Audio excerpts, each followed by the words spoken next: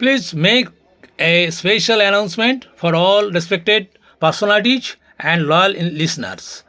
There is a very good and secret news for everyone which may not be known even after many efforts, such as an unexpected news for in your life.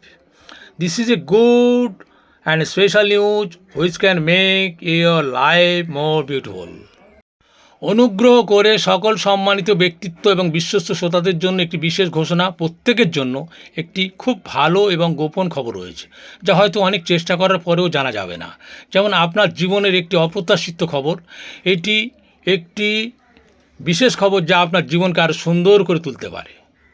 আমি আজকের একটি গুরুত্বপূর্ণ বিষয় নিয়ে আপনাদের সামনে উপস্থাপন করছি, যে আলোচনাটা আপনারা কোনোদিন শোনেননি বা কেউ শোনায়নি বা শোনাবার চেষ্টাও করা হয়নি। শুনুন, অতি গুরুত্বপূর্ণ একটা খবর।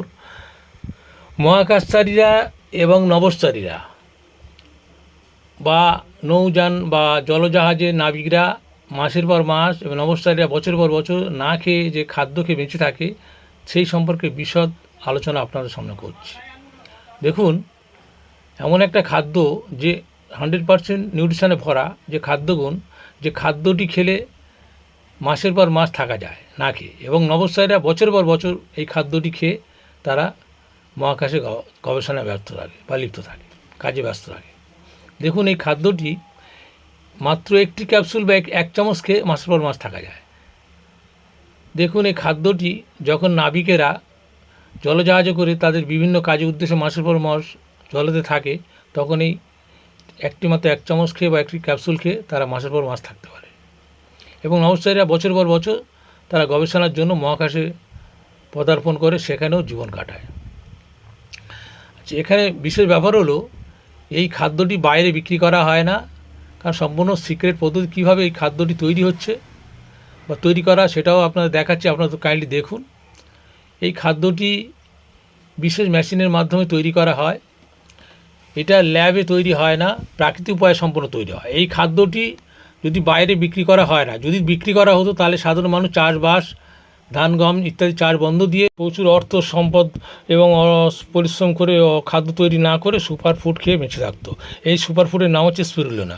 এটি তৈরি করতে কোনো কেমিক্যাল পদার্থ বা ল্যাবের প্রয়োজন হয় না, এটা প্রাকৃতিক পদ্ধতি সম্পন্ন তৈরি করা হয়। এটি তৈরি করতে লাগে বিশাল একটি পাম্প ও অত্যাধুনিক মেশিন। প্রথমে ফ্যাক্টরিতে ঢুকলে দেখা যাবে সারি সারি ওপেন পাম্প বা বড় বড় জলের ট্যাঙ্ক। এই ট্যাঙ্কের মধ্যে পরিশুদ্ধ বিশুদ্ধ জল সুন্দরভাবে রাখা আছে। এর এই জলের মধ্যে কিছুটা কার্বন ডাইঅক্সাইড গ্যাস ও খনিজ লবণ মেশানো হয়, আর এই পরিশুদ্ধ জলের মধ্যে থাকে গ্যাস। এই গ্যাসের মধ্যে স্পিরুলিনার বাচ্চা ছেড়ে দেওয়া হয়, তার মানে ছোটো ছোটো শৈবালের দল।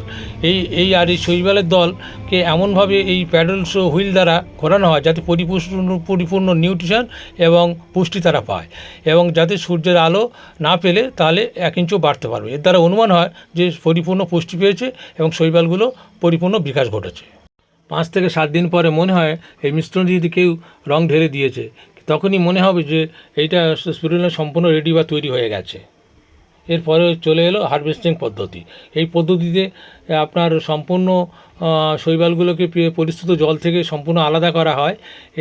তখন এটাকে পরিশ্রুত দ্রবণটিকে মনে হয় গাঢ় তরল কাদার মতো। তাই এটিকে সেভ করার জন্য পাঠাতে হবে ড্রায়ার ইউনিটে, যেখানে উপযুক্ত রোদ্দুর এবং বাতাসের সাহায্যে শুকনো করা হয়। কিন্তু এখানে অল্প তাপে শুকানোটাও খুব সমস্যার ব্যাপার, কারণ বেশি গরমের গুণাগুণ বা পুষ্টি নষ্ট হতে পারে। আবার কম আলো বা গরমে শুকোতে বেশি সময় লাগবে, তাই এদেরকে পাঠানো হয় লো টেম্পারেচার ট্রে ড্রায়ার, যেখানে হালকা বাতাস গরম দেওয়া হয়। শুকিয়ে গেলে এটি তৈরি হয় সবুজ পাউডারের মতো। সবশেষে এগুলি যায় চেকিংয়ের জন্য কোয়ালিটি কন্ট্রোল রুমে, সেখানে প্রতিটি ব্যাচ আলাদাভাবে চেকিং করা হয়। এর মধ্যে কোনো কেমিক্যাল আছে কিনা বা পরিপূর্ণ নিউট্রিশন এবং খাদ্যগুণ আছে কিনা চেকিং করা হয়। সম্পূর্ণ ঠিকঠাক থাকলে সেগুলোকে কখনো ট্যাবলেটে রূপান্তর করা হয়, কখনো পাউডারে রূপান্তর করা হয়, করে সেগুলোকে সঞ্চয় করা হয় সুপার কন্ট্রোল রুমে, যেখানে পরবর্তীকালে নাবিকরা এবং মহাকাশচারীরা তাদের প্রয়োজনে খাদ্যের জন্য খাদ্য হিসাবে নিয়ে যায়।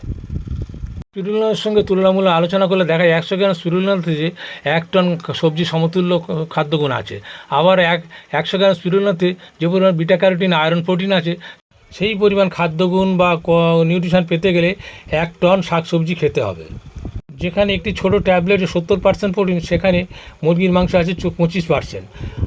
আবার 1 চিমটা স্পিরুলিনাতে আছে 70% প্রোটিন। এই সমস্ত খাদ্য খোলা বাজারে বা ওপেন মার্কেটে বিক্রি হয় না। এগুলো সম্পূর্ণ সিক্রেট ব্যাপার, গোপনভাবে তৈরি করা হয়।